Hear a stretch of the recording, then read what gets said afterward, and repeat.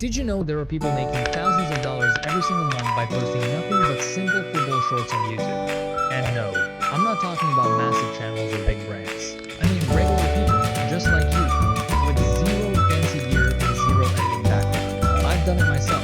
I made over 10 grand just from one channel. Some videos took me less than an hour to put together, and a few of them pulled in more than 800 euros each. You're chilling in bed, adding clips of your favorite footballers, throwing in a bit of music and captions, and boom, passive income. And the best part is, this niche isn't dying anytime soon. Football was big 10 years ago, 20 years ago, and guess what? It's even bigger. Global fan base, and insane demand. And still, almost no one is talking about this strategy the right way. Most videos on YouTube either oversimplify it or are made by someone who made 3 shorts and now thinks they're a YouTube coach. That's not the vibe here. In this video, I'm going to break it down step by step.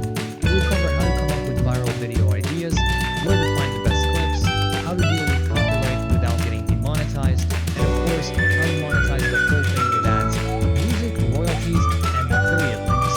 And by the way, even if football isn't your thing, you can apply the same method to basketball, baseball, or whatever sport you actually follow. Cool? Let's get into it. So first things first, you need a strong video idea, the kind that grabs attention in the first 3 seconds and keeps people watching till the end. Now, if you're already a football fan, you're ahead of the game. You already know which players are trending, what drama is popping off, and what moments are getting clipped and shared like crazy. That's your built-in radar. Use it. I got most of my viral ideas just by checking football Twitter, reading transfer rumors, or scrolling Instagram stories from player fan pages. But here's the trick. No one really explains. You have to train your own algorithm. Follow meme pages, football fact accounts, fan edits, everything in your niche. Flood your feed until every swipe is content you could turn into a short. That way, you're not digging for gold, it gets served to you on a silver plate. And once you have a few spicy ideas in your head, go check if anyone else is doing them. Search YouTube Shorts. If something's already blown up, cool, you can model it.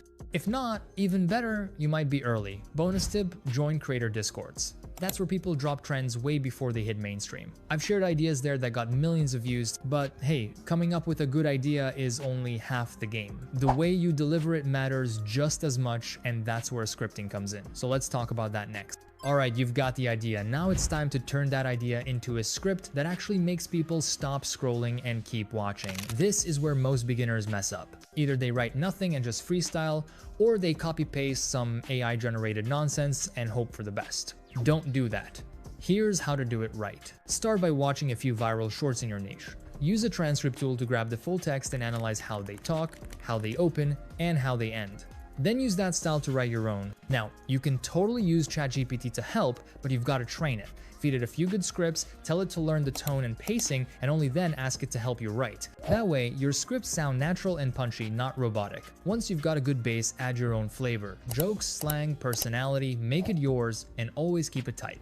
Every line needs to earn its place. Cut anything that doesn't build curiosity, tension, or payoff. For example, start with a bold statement or surprising fact. Then explain the context. Then build up to a twist or reveal. That's the basic structure. And don't forget the call to action. Scripting isn't just writing words, it's building an experience, and if you get that right, everything else becomes easier. Now, if you mess up the next 2 steps, it can break your video even if everything you've done before was perfect, so pay close attention. I got tons of questions asking where I find my clips, so the next step is sourcing. But before you start worrying about where to get them, you need to understand what kind of clips actually work. If your goal is to keep people watching after the first few seconds, your clips can't look like they were recorded on a toaster in 2003 or be covered in watermarks. You want clips that are clean, high quality, and well framed. The subject should be visible, bright, and pop in the frame. If you're stuck with bad clips, don't stress. I'll show you in a second how to fix that with some easy editing tricks. But first, where do I actually find them? It's really not a big secret. Social media platforms like TikTok, Instagram, and YouTube are packed with good clips. You just need to know how to search. Literally just search for Angry Ronaldo. Same for anything else. Once you've got the clips, import them to your editing software. Now, if some of the footage looks pixelated or blurry, there's a tool called Topaz Video AI that can improve the quality. It's a bit pricey, but if you're on a budget, there are alternatives you can try. Once you've done that, add a bit of color correction to make everything pop more, and you're good to go for the next step, editing. And this is where it really matters. Don't mess this part up. You need to make your edits engaging. That means using sound effects, background music, arrows, and little visual elements like circles.